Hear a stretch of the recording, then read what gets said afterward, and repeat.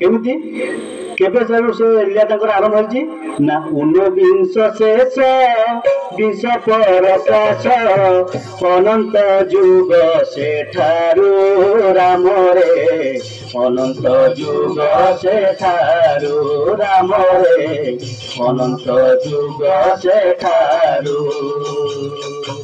ମାରୁ ମହରଗ ଦେଶରେ ପଡ଼ିବ ଲୁଣା ପୂର୍ବ ଦିଗରୁ ରାମରେ ଲୁଣା ପୂର୍ବ ଦିଗରୁ ରାମରେ ଲୁଣା ପୂର୍ବ ଦିଗରୁ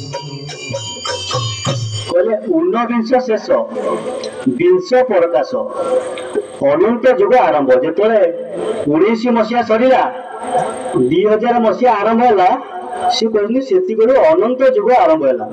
ବର୍ତ୍ତମାନ ଅନନ୍ତ ଯୁଗ ଚାଲିଛି। ଆମେ ଏ ବିଷୟ ଜାଣିନେ, ଆମେ ଭାବୁଛେ କଳି ଯୁଗ ଚାଲିଛି।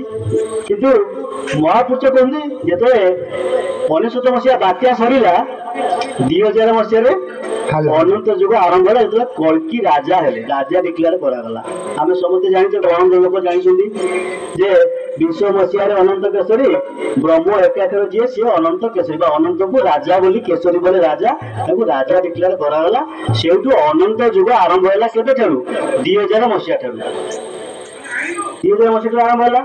ସେଇଠୁ ଅନନ୍ତ ଯୁଗ ଆରମ୍ଭ ହେଲା। ପୁଣି କଣ କରୁଛନ୍ତି ଯେ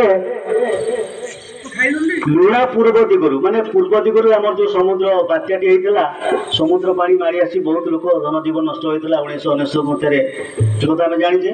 ତାପରେ ଅନନ୍ତ ଯୁଗ ଆରମ୍ଭ ହେଲା। କିଛି ସଂହାର ପରେ ମିନଶନି ଯୁଗ ସେତେବେଳେ ମଧ୍ୟ ପଡିଥିଲା। କିଛି ସଂହାର ପରେ ଅନନ୍ତ ଯୁଗରେ ଆରମ୍ଭ ହୋଇଛି। ତାହେଲେ ସେ ମେଳା ବହି ଅନୁସାରେ ଆମେ କଣ ଅନନ୍ତ ଯୁଗ ଜାଣିଲେ 2000 ମସିହାରୁ ଆରମ୍ଭ ହୋଇଛି। ଏଠାରେ